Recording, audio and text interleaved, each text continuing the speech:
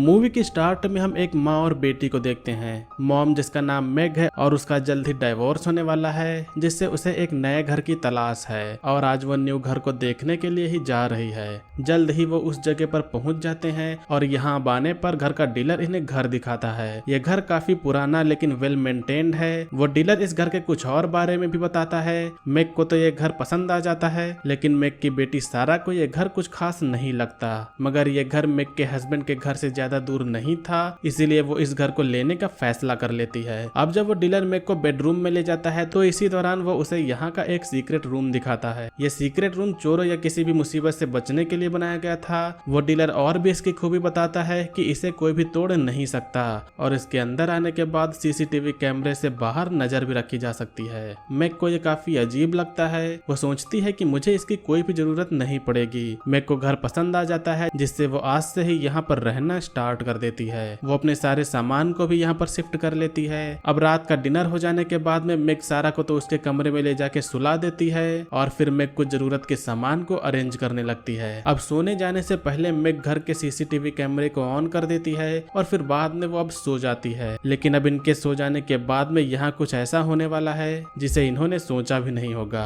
इस जगह पर कुछ लोग आते हैं जो इस घर के अंदर आने वाले हैं। घर के अंदर आने के सभी डोर्स लॉक हैं, जिसके बाद में इनमें से एक शख्स छत पर जाके वहाँ की विंडो को खोल के अंदर आ जाता है। विंडो खुलने पर सिक्योरिटी में बीप बजती तो है, लेकिन नींद तेज होने के कारण मेग को कुछ पता नहीं चल पाता। यह शख्स जो भी इनके घर के अंदर घुसा है वो यहाँ पर चोरी करने के लिए आया है। अंदर आने पर यह चोर जिसका नाम बर्नहैम है, उसे कुछ आवाज सुनाई देती है। वो कमरे में जाके देखता है तो उसे एक लेडी और दूसरे कमरे में बच्ची सोती हुई दिखती है। बर्नहैम यह बात जाके अपने साथियों को बताता है। एक्चुअली इन चोरों ने ये एक्सपेक्ट नहीं किया था कि आज कोई घर पर होगा, क्योंकि आज से पहले ये घर खाली था। बर्नहैम तो चोरी को कैंसिल करने के लिए कहता है, क्योंकि वो पुलिस के मामले में नहीं पड़ना चाहता था। मगर इनके साथी जिनका नाम जूनियर और राहुल है, वो खाली हाथ यहाँ से बिल्कुल भी नहीं जाना चाहते। इस तरफ मेग की भी आंख खुल जाती है। उसका सर काफी तेज से दर्द कर रहा था, जिससे वो दवाई खाने के लिए बाथरूम में जाती है। इधर चोरों ने फैसला बना लिया था कि वो चोरी करके ही यहाँ से जाएंगे। अब जब मेग वापस कमरे में लेटने के लिए जाती है तो वो सीसीटीवी कैमरे में देखती है कि 3 अनजान लोग उसके घर के अंदर आ गए हैं। मेग काफी तेजी से डरी हुई है और वो जल्दी से बिना रुके सारा के पास में दौड़ती है। वो सारा को जल्दी से जगाती है और अपने आप को बचाते हुए वो लिफ्ट में जाके नीचे की ओर जाने लगती है।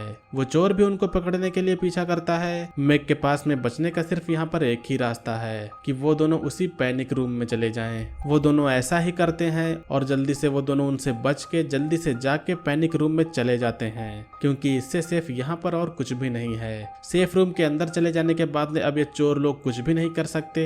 ये बात ये तीनों चोर अच्छी तरह से जानते हैं, लेकिन जिस चीज की ये लोग चोरी करने के लिए यहाँ पर आए हैं वो उसी पैनिक रूम में ही है। ये पैनिक रूम जो है वो बर्नहैम ने ही बनाया है और वो जानता है कि इसे खोलना नामुमकिन है। इस पैनिक रूम के अंदर एक फोन भी है, लेकिन मेग ने इसके वायर को कनेक्ट नहीं किया था। मेग कैमरे से देखती है जहाँ बाहर तीनों चोर आपस में कुछ बातें कर रहे होते हैं। इन कैमरों में स्पीकर भी लगा था, जिससे मेग उनसे पूछती है कि तुम लोगों को जो भी चाहिए वो लेके चले जाओ और हमें छोड़ दो। वो चोर इशारा करके बताते हैं कि हमें जो भी चीज चाहिए वो उसी रूम में ही है, तुम बाहर आ जाओ, हम तुम्हें कुछ भी नहीं करेंगे। लेकिन मेग इन खतरनाक लोगों की बातों पर बिल्कुल भी यकीन नहीं करती है और वो बाहर बिल्कुल भी नहीं आती। अब जैसा कि इस पैनिक रूम को बाहर से खोला नहीं जा सकता, तो बर्नहैम प्लान बनाता है जिससे वो खुद से ही अंदर से बाहर निकले। काफी ज्यादा प्रयास करने के बाद में बर्नहैम को एक आइडिया आता है। ये जो पैनिक रूम था उसमें वेंटिलेशन के लिए एक खिड़की थी। बर्नहैम एक गैस के सिलेंडर को लेके वही वेंटिलेशन में लगा देता है, जिससे अंदर हवा ना जा पाए और वो लोग बाहर निकल आए। पैनिक रूम के अंदर अब यहाँ पर गैस भरने लगती है, जिससे इन दोनों को सांस लेने में अब तकलीफ चालू हो जाती है। लेकिन यहाँ से बाहर जाने के बजाय मेग कोई और दूसरा रास्ता खोजती है। यहाँ पर सामानों में ढूंढने पर उसे एंटी फ्लायर ब्लैंकेट मिलता है। वो उसे सारा और खुद को ओढ़ लेती है और फिर जहाँ से ये गैस आ रही थी उसे लाइटर लगा देती है, जिससे गैस सिलेंडर में जाके बड़ा धमाका होता है, जिससे इस धमाके से जूनियर को काफी चोट लग जाती है। ये सब इन लोगों के साथ में जो हो रहा है इन्होंने ये बिल्कुल भी नहीं सोचा था, जिससे जूनियर और राहुल के बीच में काफी बहस होने लगती है। बर्नहैम भी इन्हें सुन रहा होता है, लेकिन तब तक यहाँ पर मैं एक प्लान बनाती है कि वो जल्दी से बाहर जाके अपना फोन उठा लाएगी। किसी के यहाँ पर पास में ना होने पर वो जल्दी से पैनिक रूम का डोर खोल के बाहर जाती है। उसका फोन बेड के नीचे पड़ा था, जिसे उठाते समय टेबल का लैंप लैंप गिर जाता है। इधर बाहर चोरों को पता चल जाता है कि वो लेडी बाहर आई है, लेकिन उनके बाहर आने से पहले मैग जल्दी से फोन लेके दोबारा उसी रूम में चली जाती है। सभी चोर सोचते हैं कि अब वो पुलिस को कॉल करके बुला लेगी, लेकिन बर्नहम को पता है कि पैनिक रूम के अंदर कोई भी सिग्नल नहीं आएगा।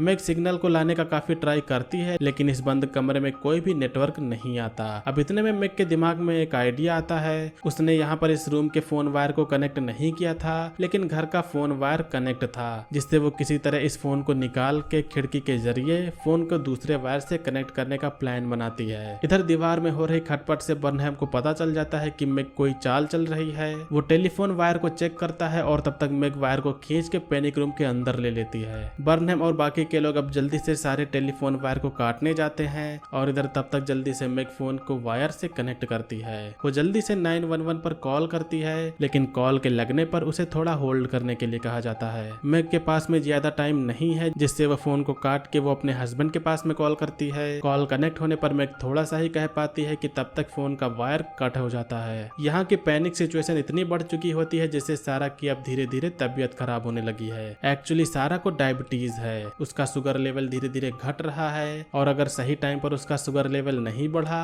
तो उसके लिए काफी घातक होगा। फोन जैसा कि कुछ देर वायर से कनेक्ट था तो इन चोरों को ये डर था कि शायद उसने पुलिस को कॉल किया होगा। जूनियर इस सब से काफी ऊब चुका होता है, उसका फेस भी आधा जल चुका है, जिससे वो अब यहाँ से इन सब को छोड़ के जाने लगता है। अब जैसे ही जूनियर डोर पर पहुंचता है, राहुल उसे शूट करके मार देता है। बर्नहम इससे काफी डर जाता है क्योंकि उसने खून खराबा बिल्कुल भी नहीं सोचा था। इसी समय अब यहाँ पर मैग का हस्बैंड भी आ गया होता है, मगर उसके आते ही वो दोनों उसे भी घायल करके कैद कर लेते हैं। इस तरफ सारा की तबीयत खराब होने लगी है, उसकी बॉडी काबू से बाहर जा रही है। सारा को अब इंसुलिन इंजेक्शन की जरूरत है, जो कि वो बाहर रखी हुई है। इधर जैसा कि ये दोनों लोग नीचे होते हैं तो फिर मैग जल्दी से पैनिक रूम से बाहर जाती है और फिर वो जल्दी से दवाई लेने के लिए चली जाती है। लेकिन इस तरफ जो बेड पर शख्स पड़ा था, जो मैग को लगा कि वो उसका हस्बैंड है, लेकिन ये राहुल था जो उसके हस्बैंड की जैकेट को पहने हुए था। इस तरफ मैग को इंजेक्शन मिल जाता है और जब वो वापस आ रही होती है तो उसे पता चल जाता है कि रूम में वो दोनों आ चुके हैं। राहुल डोर के बाहर होती है, लेकिन मैग डोर को खूब तेज धक्का देके यहाँ से अंदर आ जाती है। मगर इधर पैनिक रूम में बर्नहम अंदर था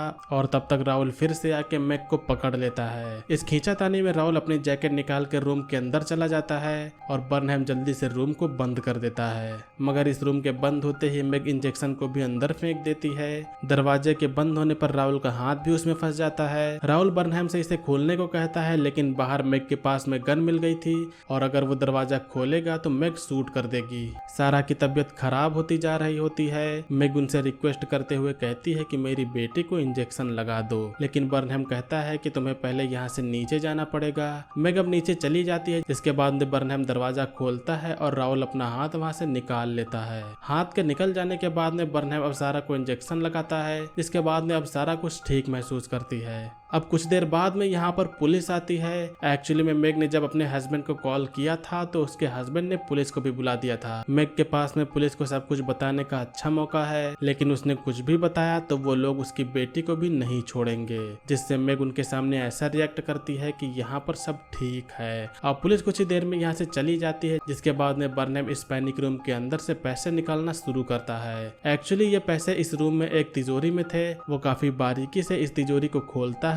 और इस तरफ इसी दौरान मैग घर के सारे कैमरे को तोड़ देती है, जिससे घर में क्या चल रहा है वो ये लोग ना जान पाए। राहुल सोचता है कि हम लोगों ने ऐसा क्यों नहीं किया था। अब जब इनको सारे पैसे मिल जाते हैं तो ये सभी लोग उस पैनिक रूम से बाहर निकलते हैं। धीरे धीरे करके वो यहाँ पर से सीढ़ियों की मदद से नीचे उतरते हैं, लेकिन नीचे मैग ने भी एक जाल बिछाया था। उसने अपने हस्बैंड को गन थमा दी थी। मैग का हस्बैंड बर्नहम की ओर गन पॉइंट करता है, लेकिन सारा बर्नहम को मरने से बचा लेती है। इधर मैग पीछे से आके राहुल पर हथौड़े से हमला करती है, जिसके बाद में इन सब के दौरान बर्नहम जल्दी से यहाँ से भाग जाता है। राहुल इधर अभी भी मरा नहीं होता है, वो दोबारा इन सभी पर हमला करने लगता है, जिसके बाद में बर्नहम खुद यहाँ पर आके उसे मार देता है। कुछ ही देर में पुलिस भी यहाँ पर आ जाती है। बर्नहम भागने की कोशिश करता है, लेकिन पुलिस अब उसे चारों ओर से घेर लेती है और वो पकड़ा जाता है। अब हमें कुछ दिन बाद का सीन दिखाया जाता है, जहाँ सारा और मैग अभी भी न्यू घर की तलाश में है और यहीं पर इस मूवी का एंड होता है। सो दोस्तों, ये थी 2002 की थ्रिलर क्राइम मूवी का एक्सप्लेनेशन। मूवी का नेम है पैनिक रूम। उम्मीद करता हूँ कि आप लोगों ने इस मूवी के एक्सप्लेनेशन को एंजॉय किया होगा। मूवी का एक्सप्लेनेशन अगर आपको पसंद आए तो वीडियो को लाइक करिएगा। चैनल पर अगर आप लोग नए हो तो सब्सक्राइब करिएगा। आज की वीडियो के लिए बस इतना ही, मिलेंगे अगली वीडियो में। तब तक के लिए बाय। जय हिंद, वंदे मातरम।